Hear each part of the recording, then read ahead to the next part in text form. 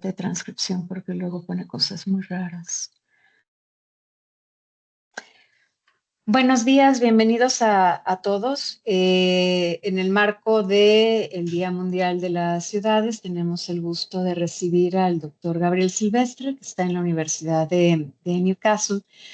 La intención de invitarlo es alguien que tengo el gusto de conocer de algunos años cuando estuve en Inglaterra, y un trabajo que creo que es muy valioso en el marco de estos diálogos entre las realidades del sur global y norte global, y sobre todo las alternativas para entender el mundo desde otras visiones y desde otras perspectivas. Este es un libro que acaba de salir o está por salir, no tengo muy bien cómo están las fechas, pero la intención es que Gabriel nos cuente un poco de él. Yo le voy a pedir a él que se presente para que conozcan un poco su perfil y cuál es su línea de investigación, y en adelante seguirá con una pequeña conferencia en donde dará cuenta no solo del libro, sino de lo que hay detrás del libro. Adelante, Gabriel, y bienvenido. Perfecto, muchísimas gracias, Emma. Bueno, buenos días a todos y a todas. Entiendo que son las 9 horas para ustedes en México, acá a las 3 de la tarde. Entonces, que un placer habernos encontrado un horario que sirva en las dos partes. Bueno, muy agradecido, muy contento por poder hablar un poco de ese libro, del proyecto del libro. Y bueno, a principio, como te dice, comento un poco más de mi trayectoria. Bueno, yo soy un académico de los estudios urbanos brasileño, pero radicado acá en Inglaterra ya hace mucho tiempo. Acá hice mis estudios en ese área, en mi maestría, en mi doctorado, también oportunidad de trabajar en órganos públicos, en el tema de planificación.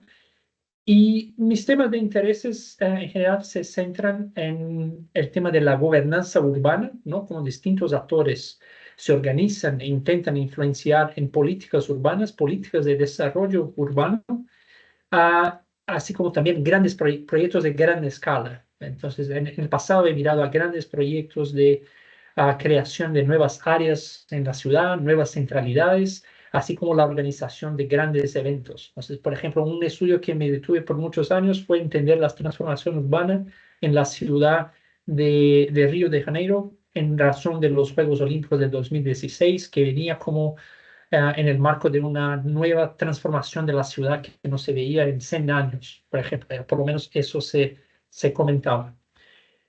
Pero sobre todo lo que me interesa es el rol de las ideas en la política.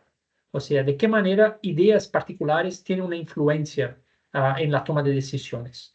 A principio miré pues, sobre todo como grupos, sean grupos empresariales o consultores o cualquier tipo de otros actores más que están en la élite política, ah, proponen ideas, agendas que son posibles de traer un grupo en diálogo que no necesariamente estarían en los mismos términos de ponerse de acuerdo.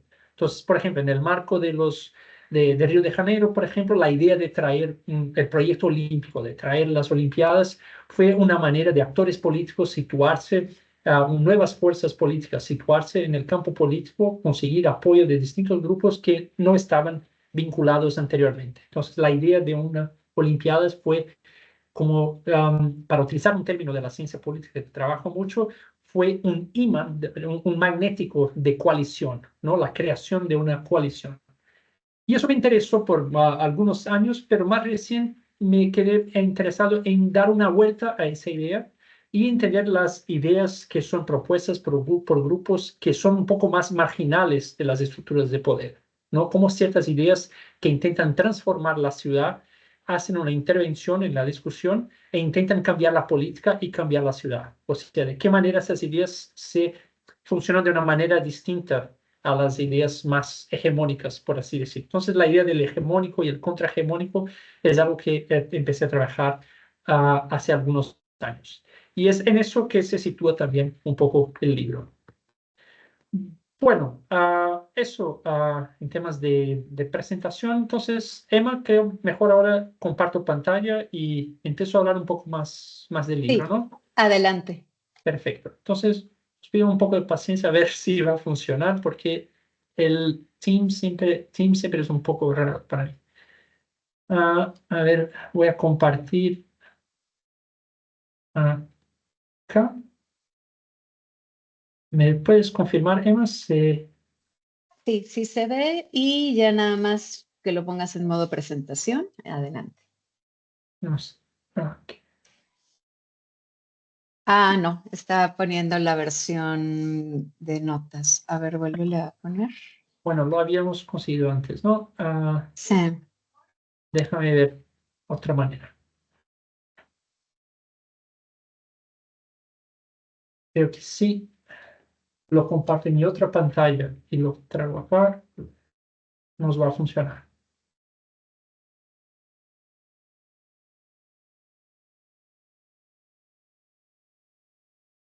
Ok, A ver. aquí lo puedes ver. Lo pongo acá. Como es formato de, No, igual. ahí está bien. Como es formato de webinar, quienes tengan alguna duda o alguna pregunta, les podríamos, o sea, les pedimos por favor que en el chat nos hagan llegar cualquier duda, observación. Sí se veía bien, ¿eh? Adelante, sí estaba bien. Antes estaba bien. Sí, sí, Ok,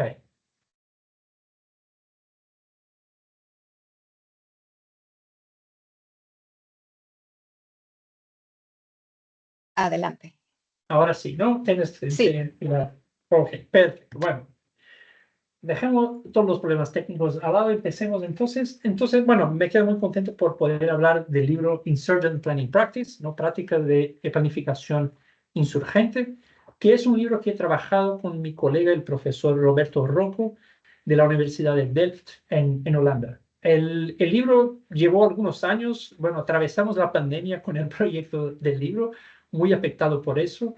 Y luego que, bueno, en un contexto de volver un poco a la normalidad, retomamos el proyecto y se lo concluimos el año pasado y salió en efectivo en este año. Así que en abril de ese año salió por la editorial de Agenda Publishing por acá. Entonces, muy recién, abril, tuve la oportunidad de presentar también el libro en Santiago de Chile, en la conferencia de RC21. Me reencontré con la profesora Emma.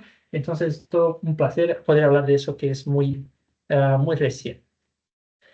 Bueno, uy, creo que es acá. Bueno, eso es lo que tengo pensado para los próximos minutos. A empezar por hablar un poco más del proyecto que originó ese libro, hablar de la motivación por detrás del proyecto y la influencia que tuvo.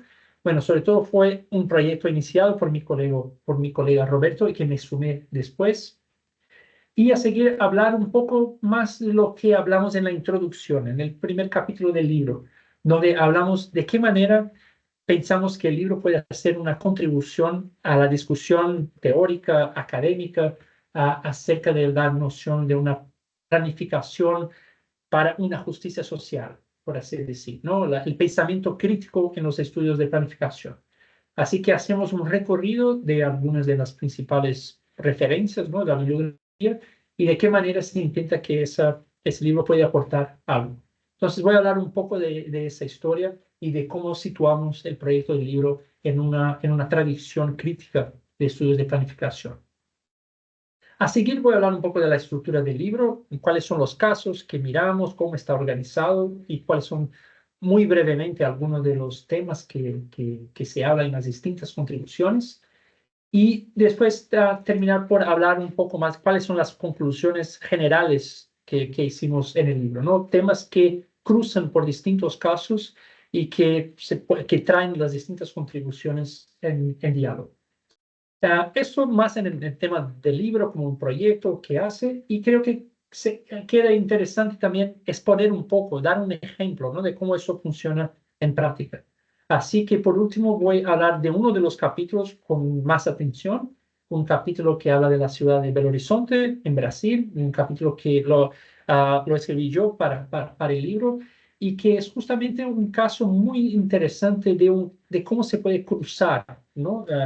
Actos de insurgencia civil que ocurrió en la ciudad, estallidos que ocurrieron en Brasil a principios de la década pasada, con esfuerzos desde dentro del Estado para imprimir una mayor participación de la ciudadanía. O sea, de qué manera se relacionan esas dos corrientes, esas dos fuerzas para generar y producir un cambio, o por lo menos crear espacios y abrir temas que pueden hacer cambios importantes en la ciudad. Bueno, así que esa es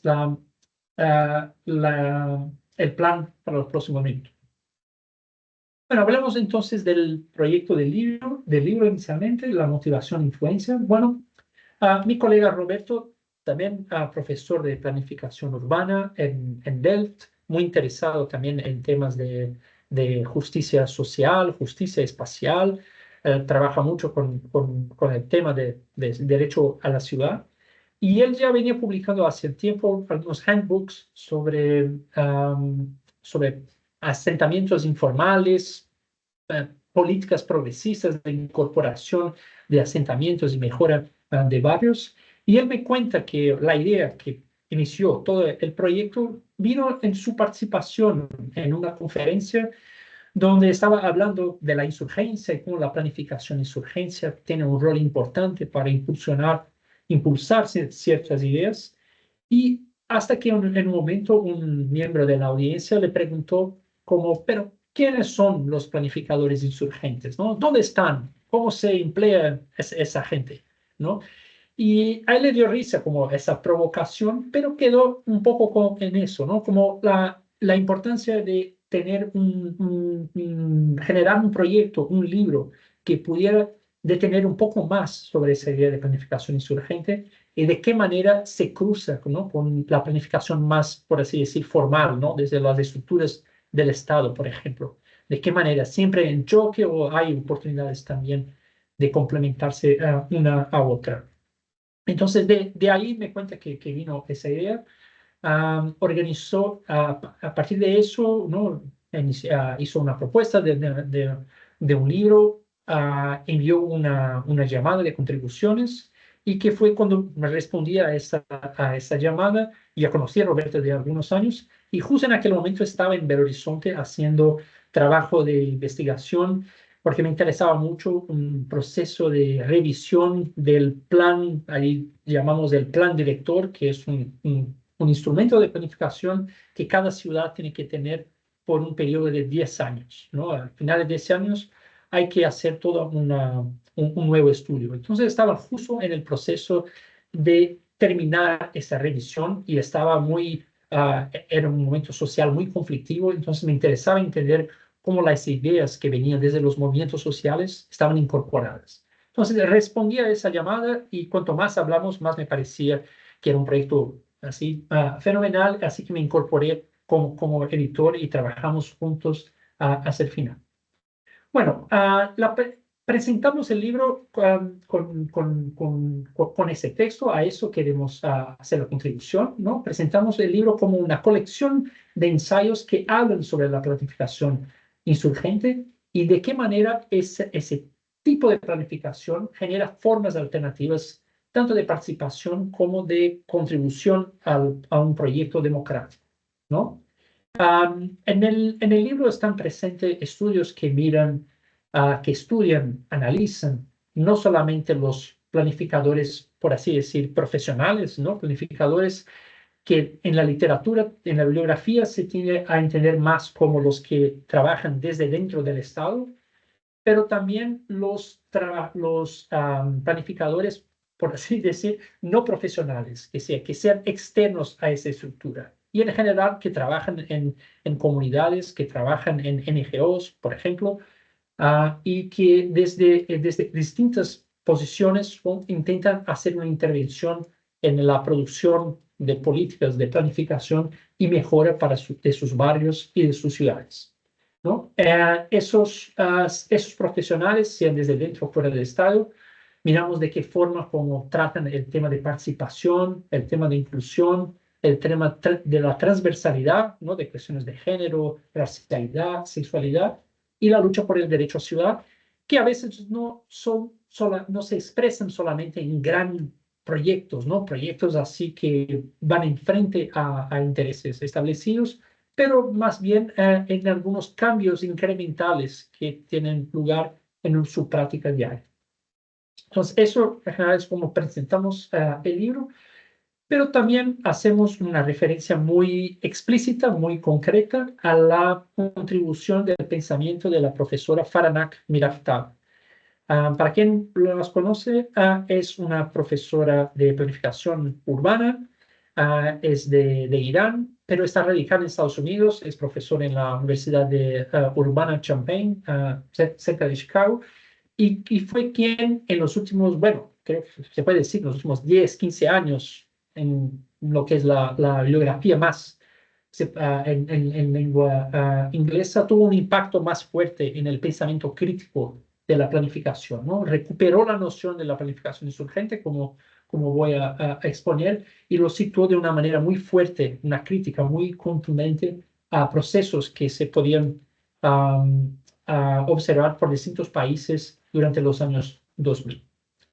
Y bueno, siguiendo la recomendación de la profesora Miraftab, la insurgencia, como ella dice, no está necesariamente en las personas, como una característica de las personas, como una persona es un planificador insurgente y así lo es por mucho tiempo, no, pero ella está mucho más en la práctica. Entonces, la teoría de planificación insurgente es más una teoría que mira hacia la práctica, una teoría más procesual, ¿no? Entender que a veces hay actores que van a actuar de maneras distintas en distintos espacios que van a ocupar. Puede estar en una acción insurgente, siendo parte del movimiento social, por ejemplo, pero después puede ser puede estar involucrado en acciones más tradicionales, por ejemplo, si a veces también trabaja desde dentro del Estado o trabaja en una organización y así mueve por distintos espacios. Entonces, ese es un enfoque muy importante que es la importancia de la práctica. Bueno, una cuestión central en el libro es, bueno, es esa, ¿no? Cómo esos distintos grupos de actores, desde dentro, desde fuera de la estructura del Estado, desafían la racionalidad de la gobernanza liberal a través de prácticas diarias, ¿no? Y cómo se expresan esas prácticas. Entonces, ese es el segundo enfoque principal y la importancia de dejar abierto para que los distintos capítulos nos expliquen lo que significa la insurgencia en su contexto específico, y eso será uno de los temas importantes que voy a hablar un poco más hoy, como es difícil definir, no, eso sí puede contar como insurgente o no, sin hablar de los contextos en que cada experiencia está posicionada, ¿no? Lo que a veces puede sonar como insurgente en un contexto puede ser menos en otro, y por eso la necesidad de poner eso en su sitio específico. Bueno, si me permiten, entonces voy a hablar un poco de lo que escribimos en el primer capítulo, que es el recorrido más de la bibliografía crítica de la planificación y de qué manera el libro intenta hacer esa contribución a una historia de pensamiento crítico, pero también creo que es importante advertir a principio que también muy basado en la experiencia que tiene tanto Roberto como yo en la enseñanza, es más bien un recorrido teórico de lo que se produjo, por así decirlo, en el mundo anglosajón. Entonces, desde los años 60, cuando hablamos de la planificación crítica, estamos hablando más de producción de autores más situados en Estados Unidos, en Europa, en Inglaterra, pero también en Australia. Y reconocemos eso y la necesidad también de promover una conversación más amplia con otros estudios críticos que ya emergían en otras partes, por ejemplo, desde América Latina y más precisamente de Brasil, donde tenemos más conocimiento. Podemos hablar de estudios urbanos críticos a finales de los 70, los 80. Entonces, es reconocer que hay una geografía particular, el recorrido teórico que hablamos aquí en el libro. Bueno, entonces, proponemos organizar más o menos esa corriente, dos grandes corrientes de pensamiento crítico en la planificación. Entonces, una sería una corriente más de reforma social y planificación democrática, ¿no? Cómo hacer cambios en la estructura del Estado y en las prácticas, en los procesos de planificación para hacerlo más inclusivo, para hacerlo más diverso. Esa primera corriente está situada en el periodo del posguerra, ¿no?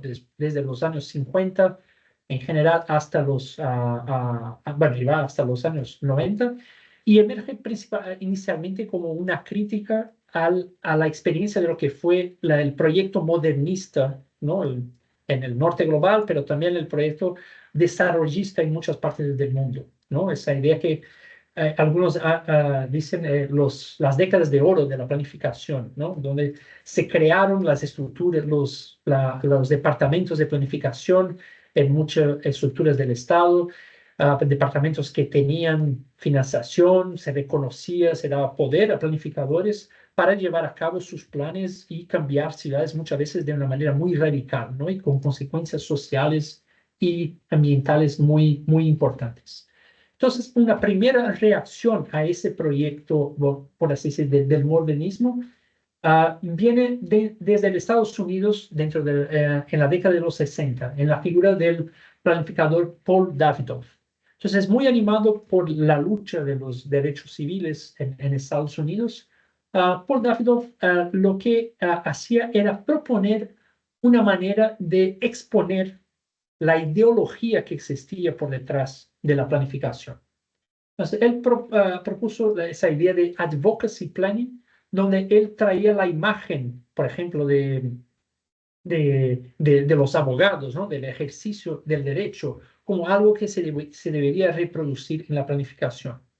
De la misma manera que un abogado defiende los intereses de sus clientes, ¿no? Para que se pueda llegar a una decisión, lo que es lo más justo, ¿no? Por un juez, él proponía que planificadores deberían representar grupos específicos y cada grupo debería proponer un plan y dentro de un determinado espacio se debería confrontar las distintas ideologías y prioridades y hacer una toma de decisión sobre lo que sería lo más justo, ¿no? Esa es quizá una idea un poco simplista, pero era una primera intervención crítica en la producción de la bibliografía de planificación. Se hizo una crítica que la advocacy planning no parecía tan posible de hacerlo, ¿no? Era más bien una crítica, una intervención que se hacía. Diría más, fue una provocación más para exponer el rol de la ideología en la planificación de proponer prácticas de cómo hacer, ¿no? Y creo que eso fue lo que influenció trabajos que siguieron y principalmente lo que se llamó equity planning, ¿no? O planificando por equidad, que tuvo lugar principalmente en la década de 70 y a principios de los 80, que contrario a lo que hacía Davidoff, era un trabajo mucho más empírico, mucho más a raíz de lo que pues, se hacía en algunos departamentos de planificación en algunas ciudades de Estados Unidos. Una figura central en esa producción fue Norman Krumholtz. Él fue el jefe del departamento de planificación en la ciudad de Cleveland. Estuvo involucrado en algunos sitios después también, pero después se volvió académico y llegó a ser el presidente de la Organización Norteamericana de Planificación.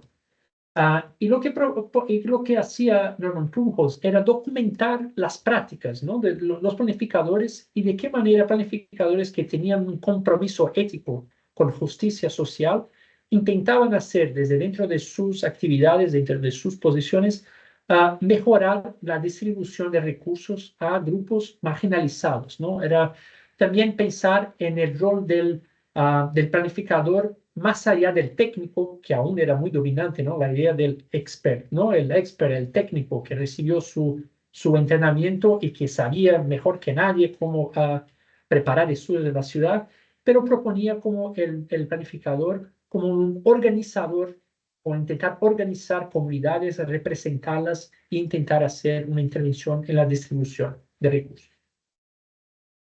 Y bueno, en esa primera corriente de reforma social de la planificación, podemos situar también la colaboración la contribución, perdón, de los teóricos que hablaron sobre la planificación comunicativa o colaborativa.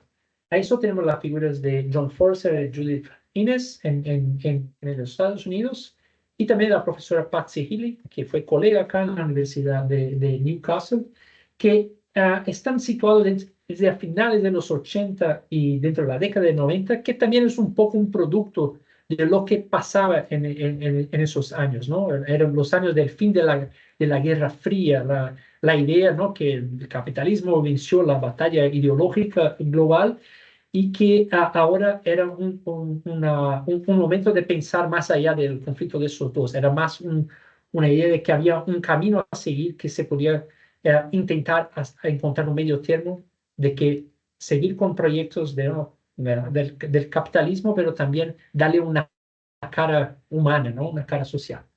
Entonces, esos estudios proponían que un poco también, viniendo de la herencia de lo que fue Advocacy Planning, que los planificadores pudieran crear los espacios donde distintos grupos, ¿no? En esa época estaba muy en moda hablar de los stakeholders, que pudieran representar, que pudieran discutir, proponer, ¿no?, discutir alguna intervención, algún plan de desarrollo, algo que se debería hacer en la ciudad, y a través de la comunicación, a través del diálogo, llegar a una mejor decisión, ¿no? Entonces, reconocer, de ahí viene también la idea de la gobernanza, ¿no?, que no es solamente el Estado, que el Estado debería trabajar junto con intereses privados, intereses de la sociedad, para encontrar para tomar la mejor decisión.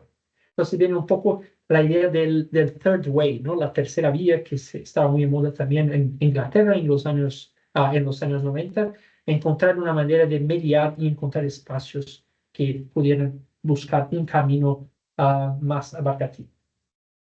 Bueno, entonces situamos como mapeamos esas tres importantes contribuciones dentro de la literatura de reforma social, pero también situamos otras que son un poco más radicales, que exponen de una manera más de las estructuras, de cómo opera la sociedad, de cómo opera la economía y la política, y que no buscan tanto, ¿no?, en reformar espacios que están existentes, pero buscan un cambio mucho más amplio. ¿Y cuál es el papel, el rol de la planificación en eso? Entonces, dentro de esa planificación para transformación social, hay dos contribuciones importantes. A principios de los años 90 está la contribución del profesor John Friedman, que hablaba, que en su libro como Planning in the Public Domain, traía la idea de la planificación radical. Ahí estaba como más los impactos de las políticas neoliberales que se veían en Estados Unidos desde las décadas de los 80, ¿no? Esa idea de competencia, esa idea del emprendedorismo urbano, la necesidad de atracción de inversión desde actores externos, y cómo eso tenía un impacto social muy importante en las ciudades, ¿no?, que estaban con grietas sociales cada vez más amplias. Entonces, lo que proponía John Friedman es un trabajo muy amplio que revisa distintas corrientes de la historia de planificación, pero él se detiene en una de las corrientes, que es la planificación radical, que sí que reconocía, es una visión más bien normativa, que reconocía que los planificadores tenían que tener muy claro su posición dentro de una estructura de poder, y que deberían siempre, a medida que es posible, hacer intervenciones para mejoras sociales, ¿no? Esos serían los planificadores radicales. Una contribución importante también en esa argumentación es que John Friedman habla de los planificadores no solamente dentro de las estructuras del Estado, que es lo que tradicionalmente se encuentra en la bibliografía de planificación, pero él hablaba también de planificadores desde fuera del Estado, esos que trabajan en los barrios, en comunidades, en NGOs, en otras organizaciones civiles, que se reconoce también con planificadores y que están planificando sus espacios, sus comunidades. Entonces, eso abrió un poco más, empezó a abrir un poco la idea de quiénes son, ¿no?, los planificadores. Y a seguir de John Friedman, encontramos también la contribución importante de la teórica feminista Leonie Sandercock, una académica australiana, que trajo por primera vez esa idea de la planificación insurgente, ¿no? Siguiendo un poco lo que hablaba John Friedman, ella hace una crítica muy grande diciendo que, bueno, cuando miramos los libros de planificación, parece que la historia siempre es de los grandes hombres y los grandes planes, ¿no? Es siempre una muy masculinizada. Y cuando miramos a la realidad de muchos espacios, hay distintas gentes, distintos grupos que tuvieron una importancia muy grande en la transformación espacial de los sitios donde viven. Entonces, en el libro que editó Haciendo el Invisible Visible, recupera la historia de distintos grupos fuera de estructuras del Estado que tuvieron un rol importante de transformación, y así como traer todo lo que es la comprensión de la práctica de planificación y quiénes son los planificadores fuera del Estado. Bien, un poco consciente un poco aquí del tiempo, voy a avanzar un poco más rápido. Quiero volver un poco a ese punto que hice al final del anterior, que es la planificación comunicativa y colaborativa, que fue un giro muy importante en la planificación en los años 90 y en los años 2000, que era hablar sobre la necesidad de la participación social en la discusión de políticas, ¿no? Entonces, si hay una gran política, hay que invitar a la comunidad, hay que hacer los procesos más participativos. Y la planificación comunicativa era como una manera de hacer con que eso pudiera ser, o pudiera ocurrir. Pero eso también generó muchas críticas, ¿no? Desde el pensamiento crítico de planificaciones de estudios urbanos, se decía que esa idea de que sería posible traer distintos actores y llegar a un acuerdo era una manera simplista que no llevaba en cuenta las relaciones de poder que existían, ¿no? Y que actores entran en espacios como ese en distintas posiciones de ventaja, ¿no? Si tiene su capital político, tiene su capital cultural o mismo el capital financiero, para hacer con que sus ideas tengan más peso que las otras, ¿no? Entonces decía que la idea de crear un espacio de participación institucional serviría más bien para legitimar proyectos que afectaban comunidades y entonces ya se llevaban a cabo con producto después de un acuerdo, y que con eso ponía una cara más humana a políticas neoliberales, ¿no? Entonces esos autores hablaban que la alternativa progresista a esa práctica estaría más bien en las calles, ¿no? En las luchas de los movimientos sociales, con prácticas más contrahegemónicas. Y es justamente ahí, en ese momento de intervención y de crítica a distintas corrientes, que situamos la contribución de la profesora Miraftab, que recupera la noción de planificación insurgente que hablaba antes Sander Koch, pero lo pone más en un contexto de desigualdad creciente que se veía en los años 2000 y a principios de 2010. Entonces, lo que hace Farhana Miraftab es hacer una crítica fuerte a esa noción de gobernanza, a esa noción de participación, y cómo eso servía para desmovilizar movimientos sociales y sus agendas. Por primera vez veíamos más una articulación conceptual fuera de, ¿no?, los espacios que estamos hablando, Estados Unidos, Inglaterra, Australia, y hablando más en un contexto de Sudáfrica. Miraba el periodo del post-apartheid, ¿no?, cuando se termina la segregación racial y espacial en África del Sur, en que la sociedad se ve enfrente en una paradoja muy fuerte, ¿no? Que es la siguiente: por un lado, se abrían los derechos democráticos, ¿no?, que antes eran negados, ¿no? Ahora se podía votar, se podía participar de la política. Era un periodo muy fuerte de participación civil, ¿no? Y creo que a eso podemos hablar de muchos sitios también, muchos otros países en los años 80 o 90, en América Latina también, de fin de dictaduras, por ejemplo, ¿no? Hay una ola de democratización muy fuerte. pero esa ola viene acompañada por otra ola que era todo el pensamiento neoliberal en términos de la economía, ¿no? Entonces, a la medida que países se abrían a la democracia, también se abrían a las agendas de reformas estructurales de la economía para competencia, desregulamentación de actividades, privatización de empresas públicas.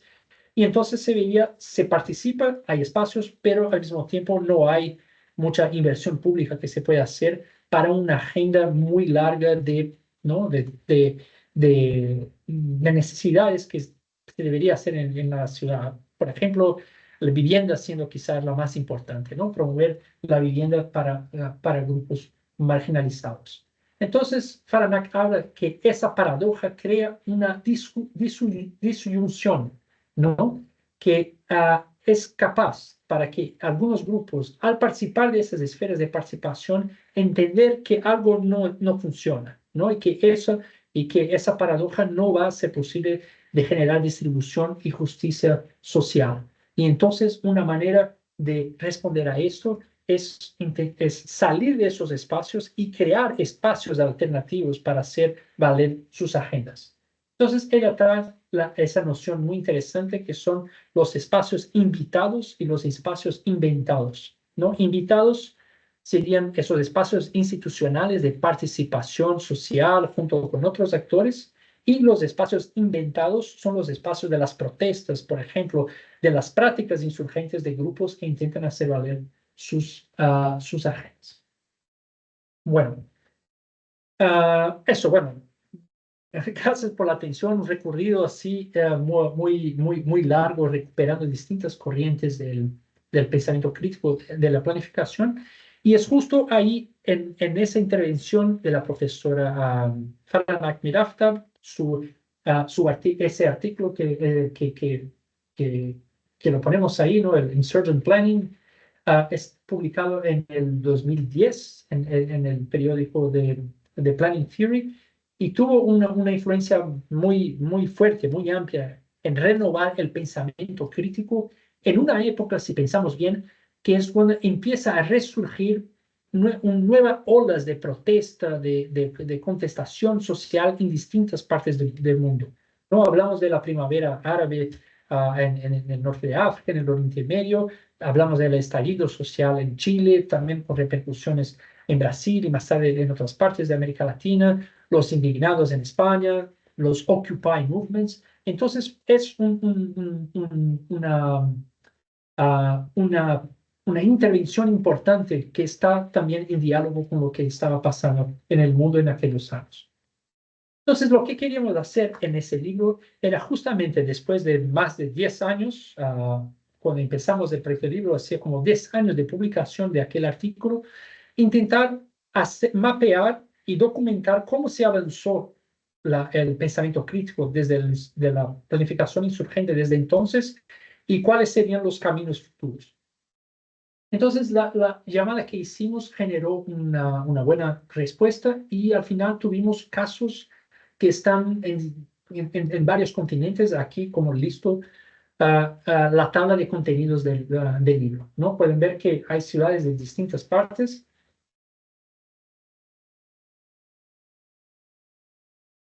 pero hay participan en ciudades en América Latina, por ejemplo, Belo Horizonte, Los Veces, Río de Janeiro, Buenos Aires, que tienen también que ver con las redes que tenemos. Bueno, el libro está organizado en 3 partes, ¿no? Los casos están organizados en 3 grandes partes del libro.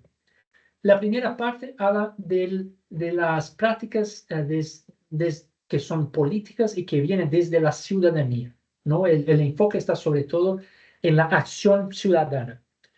Ahí tenemos contribuciones de Amberes en Bélgica, que habla, por ejemplo, de una oficina particular, ¿no? Privada de planificación, que tiene sus proyectos de sus clientes, pero que también genera un poco de capital para poder hacer planificación insurgentes y apoyar grupos y movimientos sociales contra la gentrificación de la ciudad.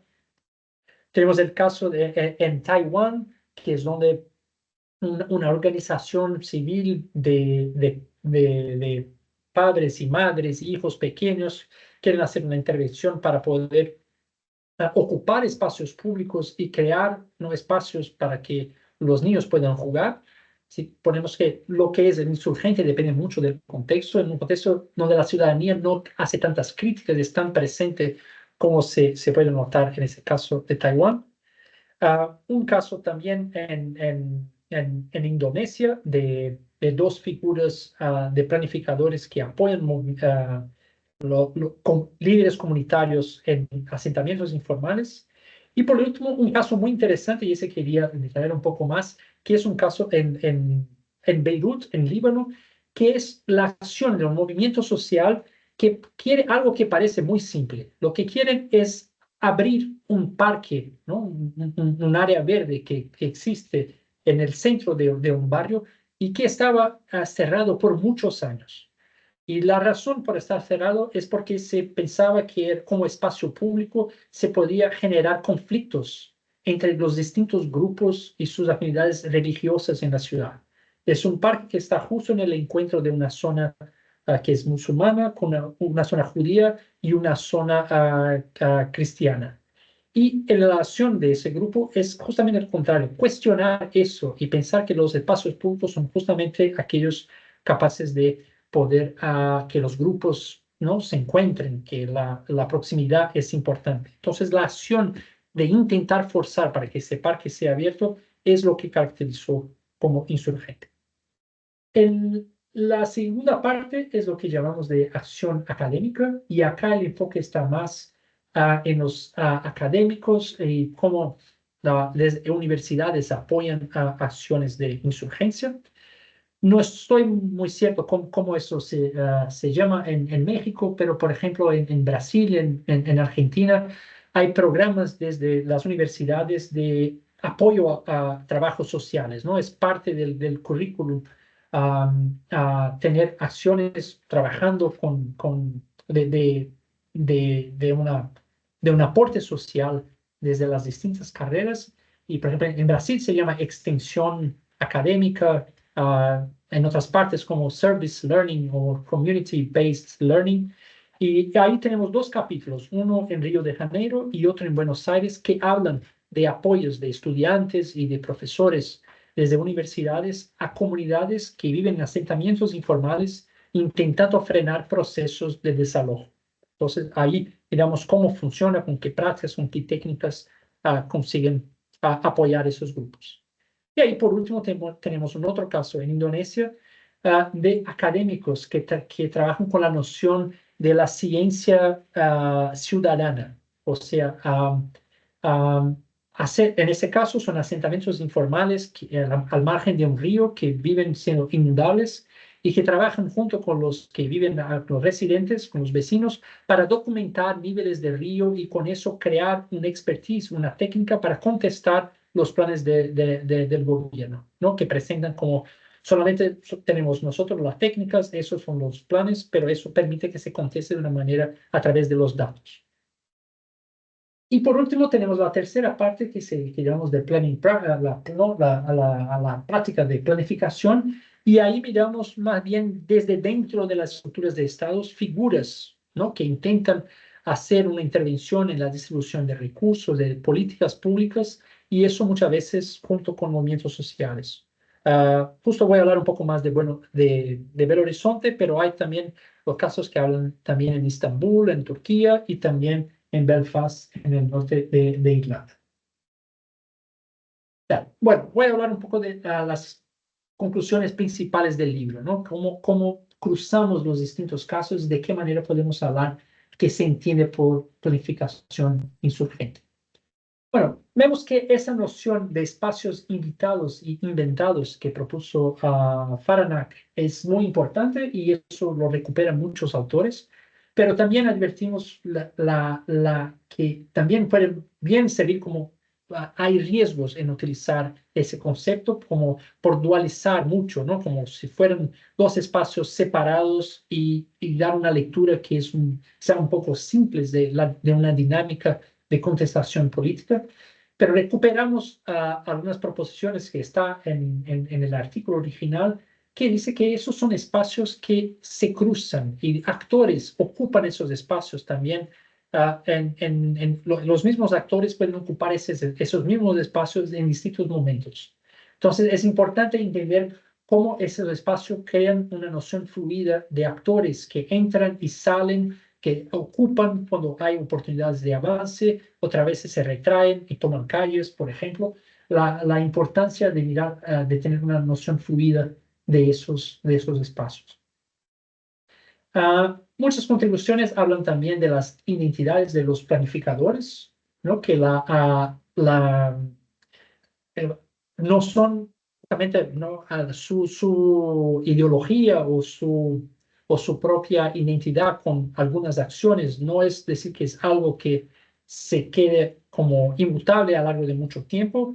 Muchas veces hay que responder, ¿no? A la dinámica del día a día del trabajo, y oportunidades para intentar hacer una intervención más fuerte ocurre en momentos cuando hay una ventana de oportunidad, ¿no? Entonces, esa identidad es una identidad adaptable de acuerdo con las circunstancias. Entonces, a muchos de los capítulos hicieron entrevistas con planificadores, sea dentro del Estado, desde fuera del Estado, y a través de sus historias se intenta recuperar, ¿no? ¿Qué significa insurgente para ellos y en qué momento de sus vidas pudieron ser insurgentes? Hablamos también que la insurgencia es sobre todo contextual, ¿no? No nos cabe definir qué cuenta como insurgente. Lo ponemos como abierto, invitamos a que a los autores de todos los capítulos pudieran explicar desde sus contextos lo que es el insurgente. Entonces tenemos ejemplos como los que comenté, como intentar abrir un parque, otros como abrir una biblioteca comunitaria, que parecen triviales, no parecen en sí mismos algo fuertes, pero en aquel contexto eran semillas de algo que después se pudo hacer algo más. Y al otro lado tenemos quizás formas más clásicas de pensar la insurgencia, como protestas de calle, tomas de tierra o ocupación de espacios, ¿no? Entonces eso depende mucho de cómo entendemos el contexto en el que está situado. Muchos capítulos, por ejemplo, hablan del enfoque emancipador del conocimiento, ¿no? Un enfoque que se debe mucho al trabajo de Paulo Freire. Entonces, muchos planificadores entrevistados hablan sobre eso, ¿no? La necesidad de trabajar con comunidades para aprender con ellos, pero también aprovechar la oportunidad para exponer cómo su situación de desigualdad está como ubicada dentro de un contexto más amplio, y que para intentar cambiar esa dinámica se hace necesario conocer, aprender y intentar hacer una intervención. Entonces tiene una herencia freudiana fuerte en algunos de los capítulos. Y muchos capítulos siguen con ese tema, pero también subrayando la necesidad de vincular el conocimiento popular con el técnico, ¿no? La importancia del apoyo de aquellos que ocupan ciertos espacios y que tienen como su capital técnico reconocido, también trabajar y apoyar como el conocimiento popular, y que con eso intentar hacer dinámicas de cambio. Ok, algunos puntos que también un poco más críticos que pudimos identificar en los distintos casos es que cuando se logra hacer algún cambio, o no, un plan que reconoce que en una área debe permanecer, que no va a pasar un proceso de desalojo, o alguna participación ciudadana que se reconoce y que está institucionalizada, son luchas que hay que preservar a lo largo de los años, ¿no? Principalmente creo que en esos momentos en muchos sitios de una ola conservadora y de extrema derecha muy fuerte, se ve que se puede deshacer, ¿no? Se puede cuestionar y desestabilizar estructuras que se tenían como por contado, ¿no? Que estaban institucionalizadas. Entonces vimos de eso que en muchos casos no es solamente conseguir lograr algo, pero sostener eso a lo largo del tiempo.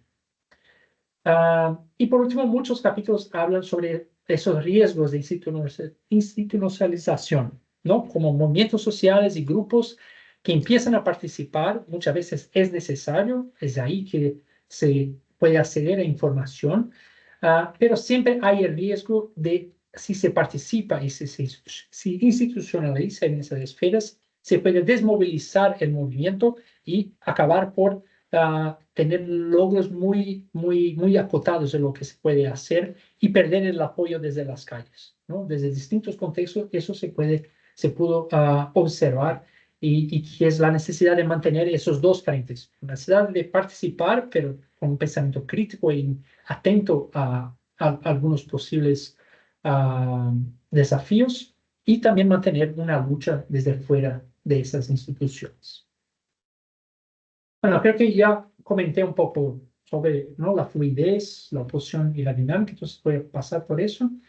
Y no sé, Emma, quería consultarte porque ya vamos más de 40 minutos, no sé si prefieres que me quede por acá o hablo un poco, doy un ejemplo, tenemos una No, yo creo que discusión. vale la pena el ejemplo porque siempre el tipo de posgrado que nosotros tenemos aquí en el ITESO es de orientación profesionalizante. Entonces siempre va a ser mucho mejor combinar esta parte teórica con ya las prácticas, con las realidades, con cómo se ve esto en el mundo.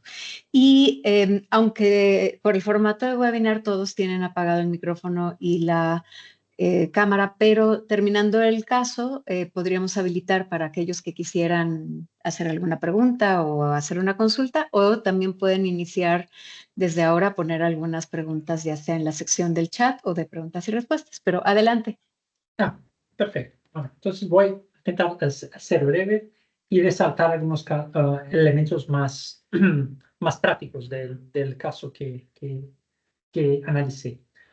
Bueno, es sobre la ciudad de Belo Horizonte. Belo Horizonte está en el centro de la tercera aglomeración urbana más grande de Brasil, después de Sao Paulo y Río de Janeiro. Y lo que me interesó en ese caso fue que allí se notaba, como mencioné al principio de esta sesión, dos movimientos muy fuertes. Un movimiento desde la ciudadanía de protesta, ¿no?, de ocupar las calles. Eso fue sobre todo en el estallido de junio de 2013, pero que se siguió en los años siguientes. Hubo nuevos actores políticos que surgieron de esa movilización social, ¿no? Gente que empezó a apuntarse para, ¿no?, para elecciones, para ser concejales, después para intendentes y nuevos movimientos sociales, sobre todo de vivienda, pero también una acción de los planificadores trabajando para el Estado, para el gobierno local de la municipalidad de Belo Horizonte.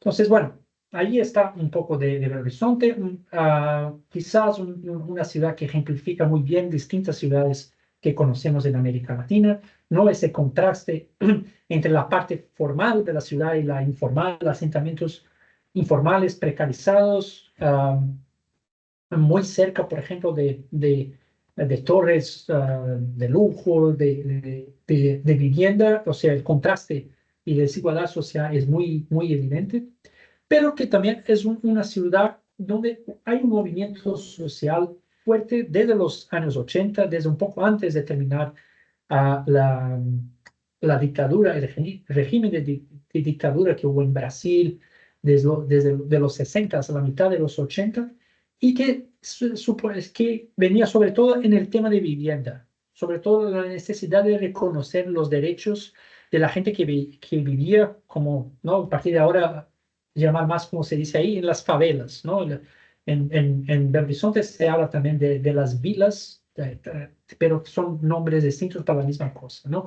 Entonces había una fuerza ya de participación ciudadana de representantes de distintas favelas en la ciudad, y que en esa ola de redemocratización que mencionaba antes en distintos países, en Brasil también fue muy fuerte.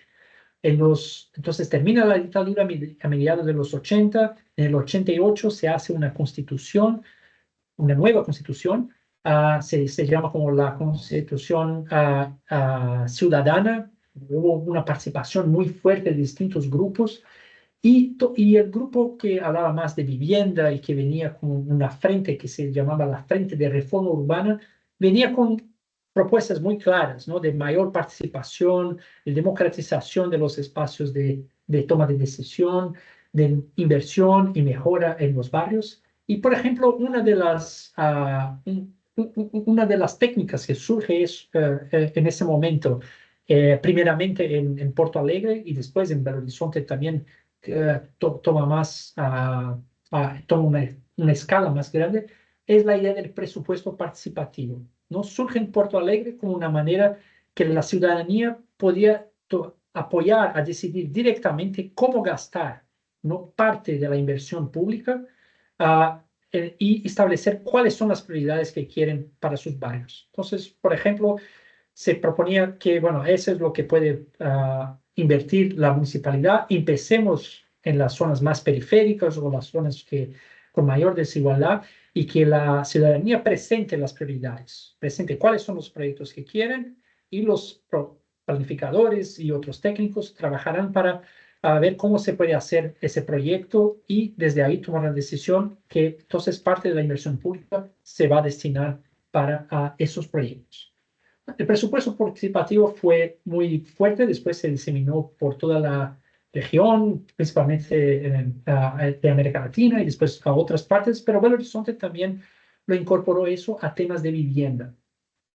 Poco a poco, lo que se veía con la elección de gobiernos progresistas de izquierda en Belo Horizonte a principios de 90 es que líderes y lideresas de movimientos empezaban a ser incorporados en la municipalidad, ¿no? Empezaban a ocupar puestos dentro de la municipalidad, sobre todo, por ejemplo, el departamento de vivienda, planificación, tal, y a largo de tiempo se veía que la presión desde las calles, desde los movimientos, se disminuía, ¿no? Se entendía que, bueno, llegamos a los espacios de decisión, ¿no? Estamos ocupando la estructura del poder.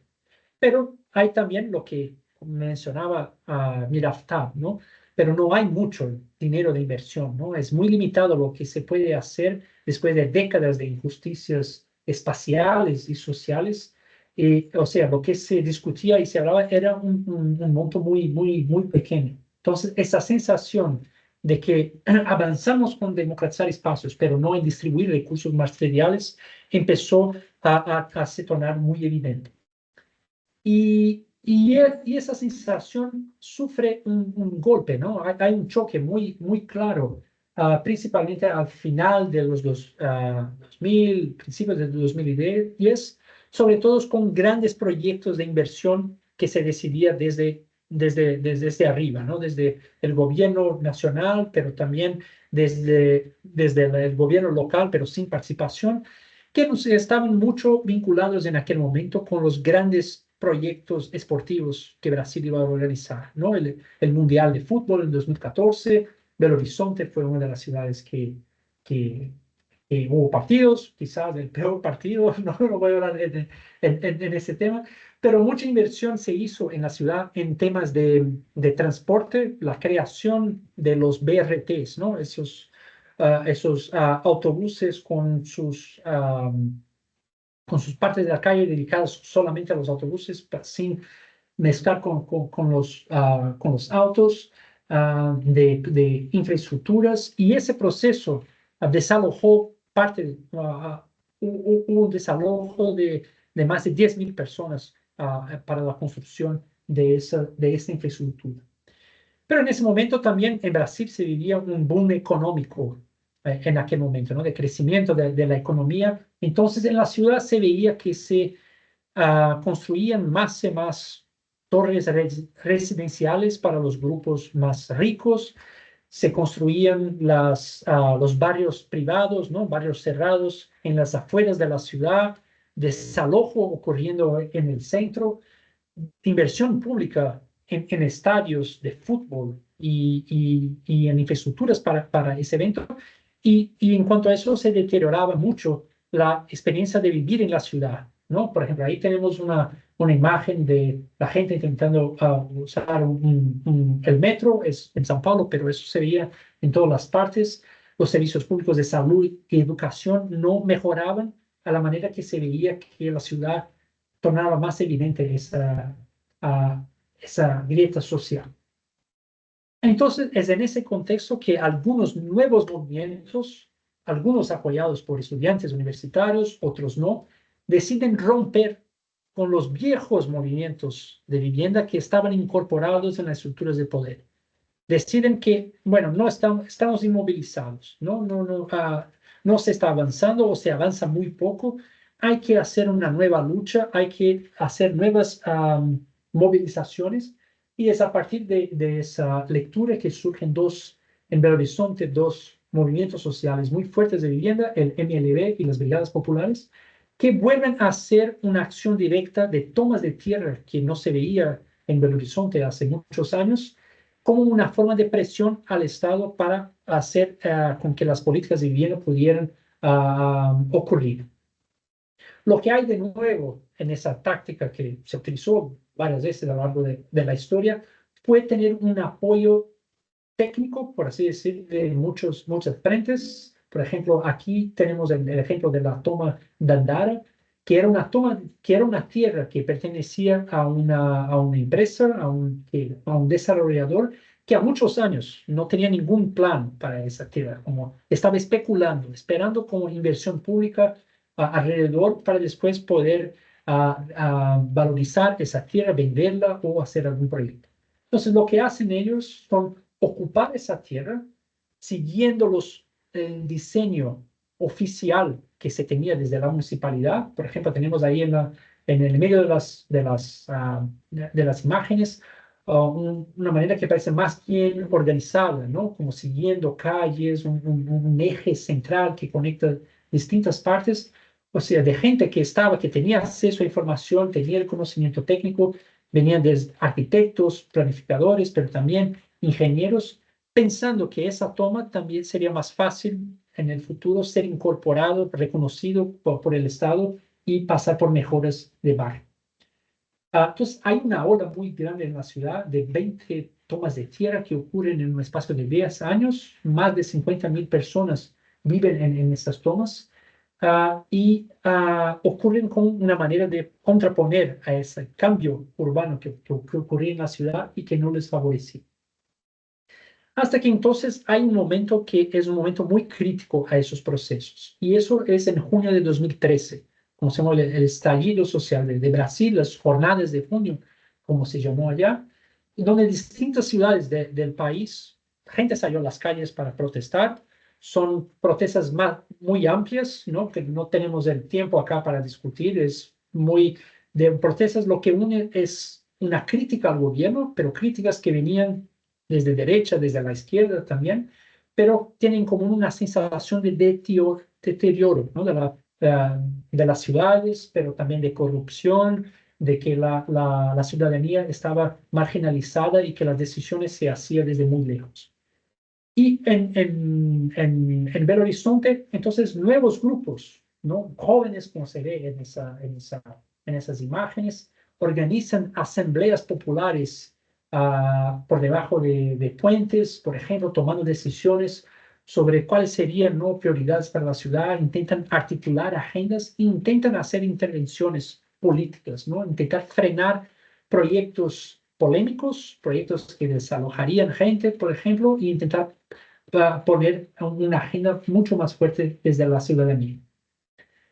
Lo que eso pasa a seguir es un gran desafío a muchas de esas protestas, es dar una continuidad a las protestas de calle, ¿no? ¿Y qué? ¿No? Al día siguiente, ¿y qué? ¿Qué va a pasar? En muchas partes eso se dispersa. Por ejemplo, el Occupy en Nueva York es un ejemplo de eso. Pero en otras partes, y en Belo Horizonte eso ocurrió, se generó nuevos actores políticos, ¿no? Ahí se pensó como nuevas plataformas ciudadanas. Y desde esos movimientos sociales de protestas surgió una plataforma feminista, antirracista, que se conoció como Muitas o Muchas, ¿no? Y que llegó en las elecciones siguientes a proponer una lista que llevó primeramente a 2 concejales eran electas, después 3, después una representante del gobierno estadual, después una miembro del Parlamento a nivel federal, que crecían y traían ese tema, ¿no? Un tema desde las periferias, desde las favelas, y un tema de confluencia de racial, género, sexualidad, etc. Entonces, bueno, ahí tenemos lo que traigo acá es, bueno, hay una fuerza insurgente que encuentra una ventana de oportunidad con el estallido para formar nuevos actores políticos, y esos actores empiezan entonces a reocupar espacios de poder que antes habían dejado por entender que no se avanzaba. ¿No? Había comentado un poco antes que esos nuevos grupos de vivienda entendían que estaban inmovilizados, que no se avanzaba, entonces salen de esos espacios, no participan, pasan por años como con tomas de tierra, organizando nuevas plataformas, nuevos movimientos, y es entonces, después de organizados y con una nueva agenda o una nueva energía desde las calles, vuelven a involucrarse en espacios de participación. Y es justamente en ese momento que hice la investigación, que es cuando hay una discusión del nuevo plan ordenador de la ciudad para los próximos 10 años.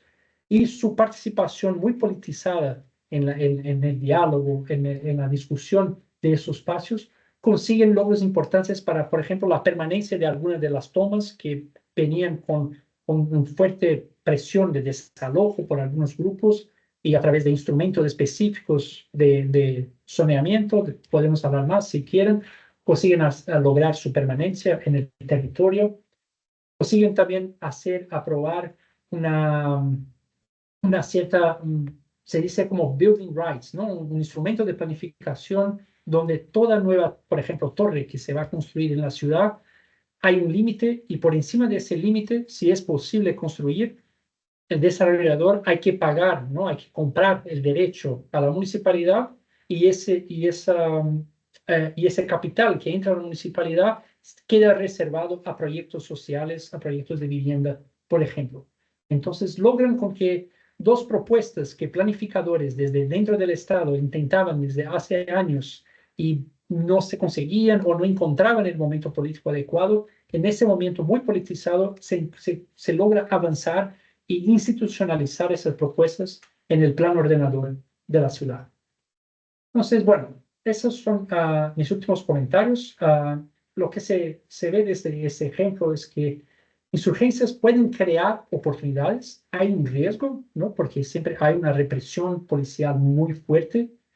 La manera como eso se manejó en Belo Horizonte generó oportunidades, en otros casos son violentamente reprimidas y muchas veces no hay un seguimiento a eso. Que esas experiencias de insurgencia crean nuevos actores, ¿no? Como vimos, las plataformas políticas esos nuevos actores pueden romper un impasse que puede existir de grupos anteriores e intentar hacer avanzar agendas de justicia espacial. Y que también ese caso demuestra que los espacios institucionales no son de todo, no se debe como descartarlos totalmente, como mucho de la crítica desde la planificación surgente, como son espacios que ya están dominados, espacios que las relaciones de poder no dejan, ¿no? que se avance. Pero en el caso de Belo Horizonte, los movimientos sociales valorizan mucho los espacios que existen, porque desde ahí hay instrumentos específicos como el plan ordenador que sí se puede lograr algunas cosas. Bueno, no entremos en eso de movimientos, de entrar en la política, creo que es una nueva historia, una otra historia. Y lo que toma un poco de eso es un trabajo de un filósofo brasileño, Rodrigo Nunes, que habla sobre organización de movimientos sociales, y creo que lo que nos enseña el caso de Belo Horizonte es que no hay una forma ideal, ¿no? Los movimientos sociales hablan mucho de una organización horizontal contra lo que es la verticalizada de los viejos partidos progresistas, o de sindicatos, pero él propone que hay que hacer una lectura siempre de un determinado momento, y coordinar distintas formas de organización. Y en este caso vimos tanto una cierta horizontalidad desde las calles como una vertical desde los planificadores dentro de la institución, logrando hacer con que se avanzara. Bueno, entonces es eso. Les agradezco mucho la atención y por poder quedar junto a nosotros todo ese tiempo, la oportunidad también a todos bueno, Emma, te vuelvo a abrir a ti por lo Muchas coordinador. gracias, Muchas Gabriel. gracias. En verdad ha sido muy, muy ilustrativo y además muy útil para los estudiantes que nos acompañan, que están algunos apenas desarrollando su revisión de literatura y otros que están tratando todavía de identificar cuáles son los aspectos prioritarios para plantear desde otros enfoques soluciones más allá de lo evidente. Y yo abriría, tenemos unos 15 minutos aproximadamente para alguien que tuviera una duda o que quisiera hacer un comentario. Pueden levantar la mano, creo que sí está la opción de la palmita y yo les puedo habilitar ya sea el micrófono y la cámara o si prefieren ponerlo en el chat, adelante.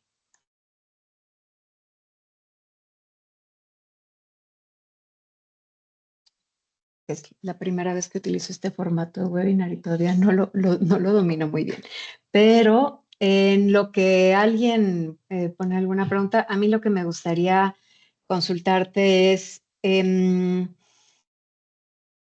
veía que parte de este proyecto de investigación se ha financiado desde Comunidad Europea hacia, o sea, el interés hacia América Latina. ¿Tú qué crees que América Latina le está aportando en conocimiento, en prácticas, en desarrollo teórico al mundo o en general?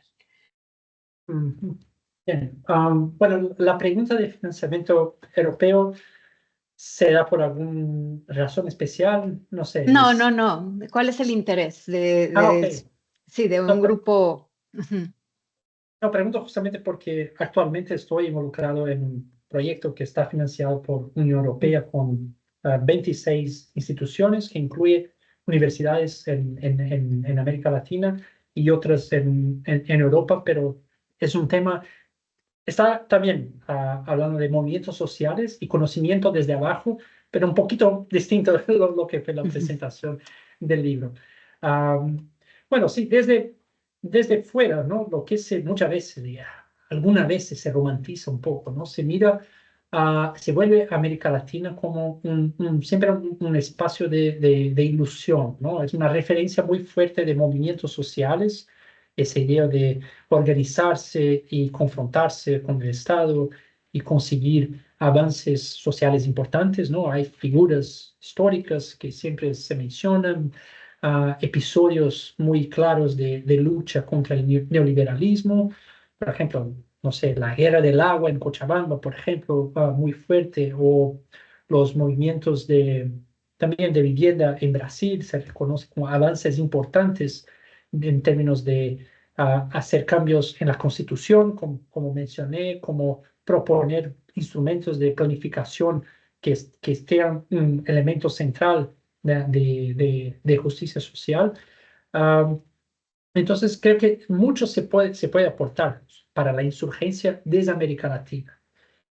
Una crítica que hago yo a esa literatura de planificación insurgente desde más recién con Faranak Miraftab, es que creo que como se marginalizó muy rápidamente la importancia de espacios institucionalizados, como espacios de cooptación, ¿no? Espacios que solo sirven para desmovilizar y dar una cara de participación a algo que no tiene un cambio real para la mayor parte de la gente. A principio leía eso y como tendía a estar de acuerdo, pero la investigación me enseñó que en algunos casos no es así.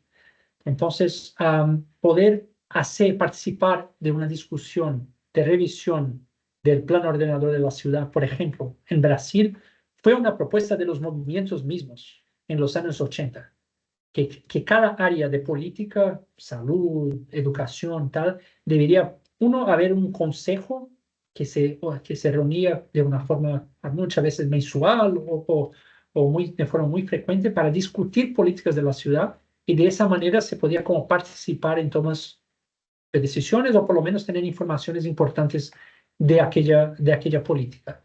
Entonces, se resiste mucho con decir que no funcionan. Por eso depende de un contexto político de algún momento, ¿no?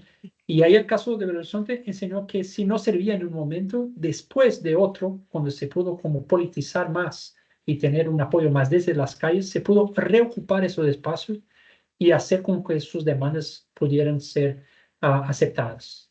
Hay mucho más detalle por detrás de esa historia, con desarrolladores que resistían las propuestas, hicieron toda una campaña de desinformación, pero fue un caso exitoso en un momento de Brasil muy complicado de ascensión de la extrema derecha. De acuerdo. Tenemos tres preguntas, te las voy leyendo. La primera es de José Jesús Torres.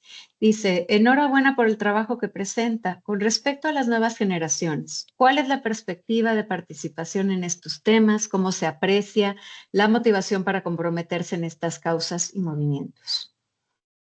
Ok.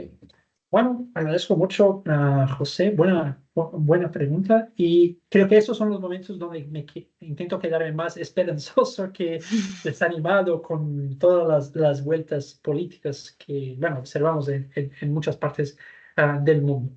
Am, Eso también creo que la respuesta a eso también se vincula al trabajo que mencioné, que estamos haciendo con otros colegas desde el movimiento social, está que vemos que aunque hay políticas y demandas que aún no se logró por cumplir, ¿no? Creo que el tema de vivienda es el más obvio, ¿no? De todos los que hay, que no se puede abandonar, que hay que siempre energizar. Eso se puede reanimar desde otras perspectivas. Y sobre todo lo que hemos identificado en muchos de los nuevos movimientos sociales es repensar esas políticas a través de un cruce con nuevas agendas. Y ahí veo que agendas identitarias son muy importantes para eso. Entonces, en el estudio actual que estamos haciendo, comparando casos en Brasil, pero también Chile, Argentina y en España, se ve que, por ejemplo, esa agenda identitaria de género, de la causa antirracista, antixenófoba y también LGBT, BQ+, se cruzan y se trae como todas las políticas hay que ser pensadas desde de un proceso de interseccionalidad. Y eso es lo que se viene como renovando desde la izquierda, como desde una causa más progresista y de izquierda. Creo que eso fue que muchos movimientos sociales y desde las calles pudieron traer a nuevas articulaciones y presentar que esos son temas centrales para pensar cualquier política. Entonces, creo que la renovación desde nuevas generaciones dentro de esa causa más progresista viene un poco más de esta agenda identitaria. Muchas gracias. Después, bueno, le preguntaría a Rodrigo si quiere hacer una pregunta para que le active el micrófono y la cámara, pero me sigo con la siguiente en lo que me responde. Este es de Xiomara Fausto. Ella dice, buen día, quisiera preguntar, ¿cómo se hace para organizar, planear, etcétera, este tipo de proyectos de investigación? ¿Cómo se elige al equipo de trabajo? ¿Cómo se busca el financiamiento? Ok, bueno, sí. Buenísima pregunta. Bueno, bueno, eso puede corresponder, bueno, hay dos formas creo que responder a eso. Hay como responder directamente a llamadas de financiación que existan, por ejemplo, ah, tengo menos conocimiento del CONACYT, ¿no? Que es el principal de fomento en México, pero por ejemplo acá en Inglaterra, desde las ciencias sociales, tenemos el ESRC, que muchas veces hay llamadas, por ejemplo, desde una perspectiva de desarrollo sostenible, o no sé, de adaptación climática, solo por mencionar, por ejemplo, temas en moda. Entonces, es pensar cómo una preocupación de justicia social se puede vincular con esos proyectos, ¿no? El proyecto que tenemos con esos 20 y pico instituciones por la Unión Europea, lo propusimos como la necesidad de generar conocimiento desde abajo, innovación, movimientos desde los movimientos sociales y desde grupos que viven por protestos de conflicto espacial. Así lo presentamos y eso nos permitió trabajar con movimientos sociales. Entonces, una forma es una llamada concreta. pero otra es su propio vínculo, interés y cómo seguir y trabajar con esos grupos a lo largo del tiempo. Y cuando una oportunidad aparezca, estará en una mejor posición de responder encima de todo un histórico que tiene ya como trabajando con esos grupos. Entonces, por ejemplo, empecé a vincularme con algunos de esos grupos de Belo Horizonte desde el 2019 y ya recién pudimos trabajar juntos hicimos un rodaje, por ejemplo, que queríamos documentar una experiencia en una de las tomas que comenté de cómo están mejorando y cómo ahora empieza a llegar inversión pública. Y eso fue gracias a ese histórico, ¿no? Entonces, un poco empezar antes de que tenga el financiamiento, de la medida que es posible, empezar trabajando y vincularse con ellos. Muchas gracias. Tenemos una pregunta y después alguien ya tiene habilitado el micrófono, Miguel Hernández. La pregunta, la última es, muchas gracias por su exposición. Es de Gabriela Gallegos. Yo quisiera preguntarle sobre la relación público-privada en los espacios públicos. ¿Considera que la privatización sería, o sea, el futuro de estos espacios? O sea, ¿cómo está? Ok. Bueno, no, al principio, la verdad, no sé si estoy muy bien capacitado para contestar esa pregunta. No es tanto el enfoque de la investigación y creo que no se puede hacer dar una respuesta en general. Creo que depende, ¿no? De muchos casos. Por ejemplo, hay un espacio público que se discute mucho en el libro, el ejemplo que he comentado del parque que se intenta abrir en Beirut.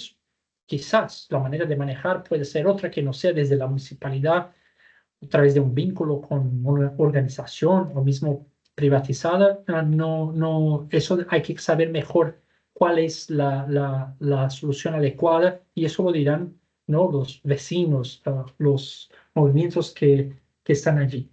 A principio, siempre una preocupación que surge al hablar de espacios públicos y la gestión privada, siempre es la cuestión democrática de esos espacios, ¿no? De qué manera están abiertas a todas las partes, ¿no? Todos los estratos de la sociedad y no solamente a algunos que lo pueden usar de una manera que está pensada solamente, ¿no? Puedo ilustrarlo un poco. Eso fue todo un tema importante en el Reino Unido durante algunos años, por ejemplo, proyectos de recualificación urbana grandes de espacios públicos que generaban, por ejemplo, un inmobiliario urbano, es decir, como Ujú.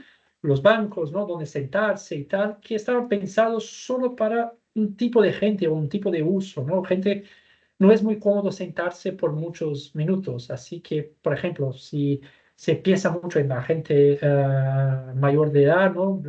Que necesitan quedarse más tiempo, que hay una cantidad más grande de bancos para sentarse o de baños públicos, por ejemplo, que no están disponibilizados.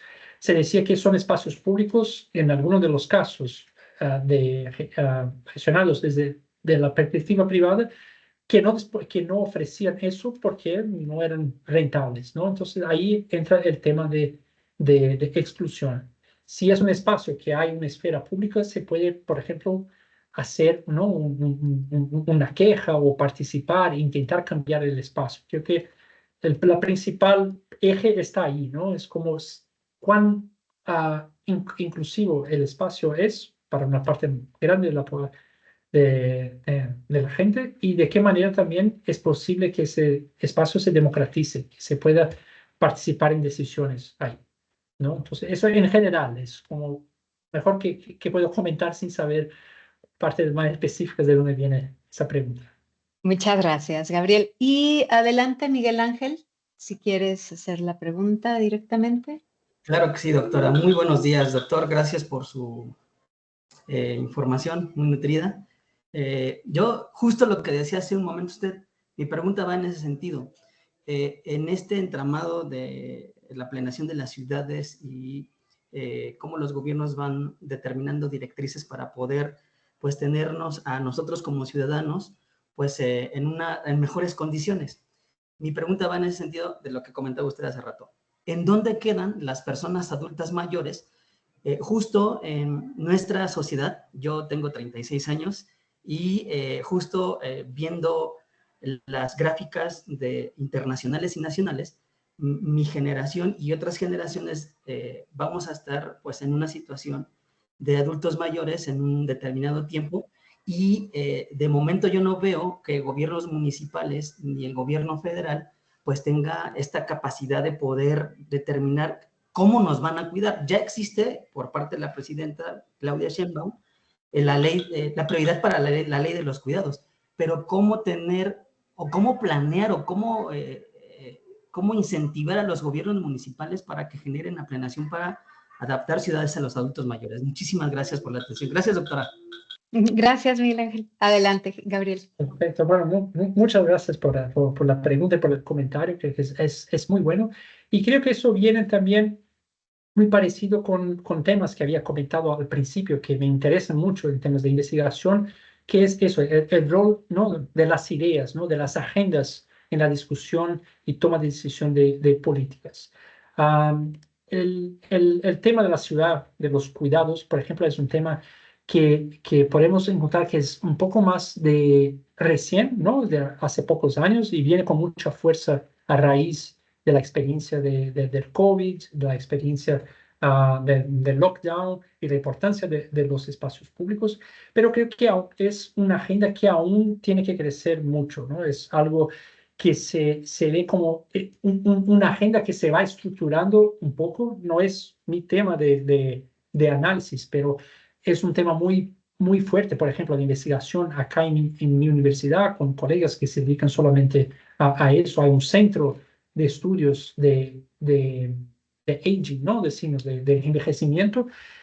Por ejemplo, una demostración de conformación de una agenda en ese sentido es la idea de aging-friendly cities, ¿no?, como una nueva red de ciudades que intentan intercambiar conocimiento, experiencias y políticas de mejora de espacios públicos y manejo de las ciudades de una manera que incorpore la preocupación con los más mayores y también de una manera inclusiva.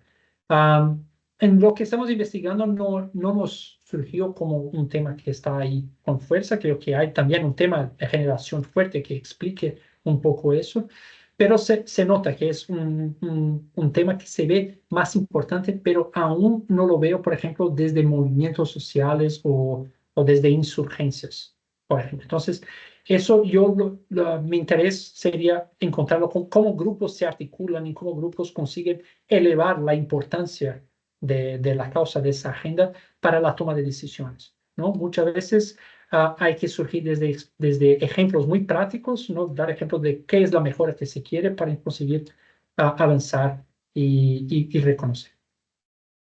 Muchas gracias, Gabriel. Y la última pregunta sería del doctor Rodrigo Flores. Adelante, Rodrigo, ya está habilitado tu cámara y tu micrófono.